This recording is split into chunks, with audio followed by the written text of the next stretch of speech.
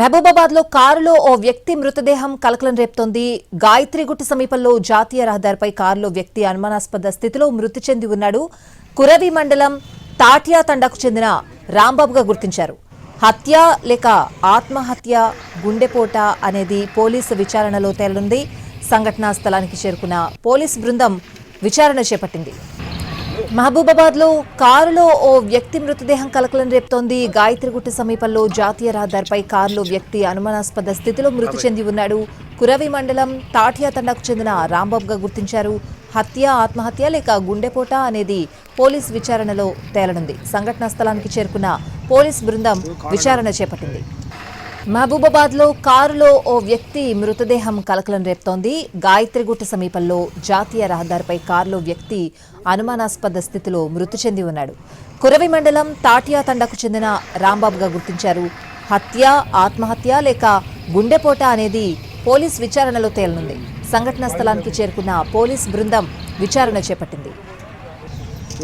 మహబూబాబాద్ లో కారులో ఓ వ్యక్తి మృతదేహం కలకలం రేపుతోంది. గాయత్రిగుట్ట సమీపంలోని జాతీయ రహదారిపై కారులో వ్యక్తి అనుమానాస్పద స్థితిలో మృతి చెంది ఉన్నాడు. కురవి మండలం తాటియా తండాకు చెందిన రాంబాబుగా గుర్తించారు. హత్య, ఆత్మహత్య లేక గుండెపోట అనేది పోలీసు విచారణలో తెలిసే అవకాశం కనిపిస్తోంది. సంఘటనా స్థలానికి చేరుకున్న పోలీసు బృందం ప్రస్తుతం విచారణ చేపట్టింది.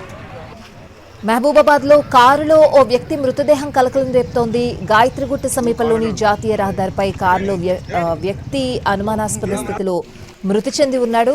కురవి మండలం తాటియా తండాకు చెందిన రాంబాబుగా గుర్తించారు. హత్య, ఆత్మహత్య లేక గుండెపోట అనేది పోలీసు విచారణలో తేలనుంది. సంఘటనా స్థలానికి చేరుకున్న పోలీసు బృందం విచారణ చేపట్టింది. ఇదే అంశానికి సంబంధించిన పూర్తి అప్డేట్స్ అడిగి తెలుసుకుందాం. మా ప్రతినిధి అరుణ్ ఫోన్ లైన్ లో ఉన్నారు. అరుణ్, ఏం చెప్తున్నారు పోలీసులు?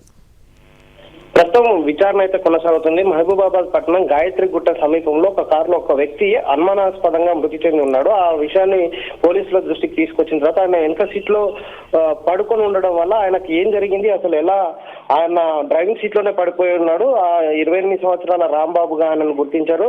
తాటియా తండాకు సంబంధించినటువంటి ఈ వ్యక్తి ఎందుకు, ఎలా చనిపోయాడో, అతనికి గుండె నొప్పి కారణంగా చనిపోయారా, లేకపోతే ఎవరన్నా హత్య చేశారా, లేకపోతే ఆత్మహత్య చేసుకున్నారా అనే అనుమానాలు వ్యక్తం చేయడంతో పోలీసులు పూర్తిగా వివరాలు సేకరిస్తున్నటువంటి పరిస్థితి కనిపిస్తుంది. ఉదయం చూసేటప్పటికీ కారులో ఆయన పడిపోయి ఉండడం అనుమానాస్పదంగా ఉన్న నేపథ్యంలో అసలు ఆయన మృతి గల కారణాలపై పోలీసులకు సమాచారం ఇచ్చారు.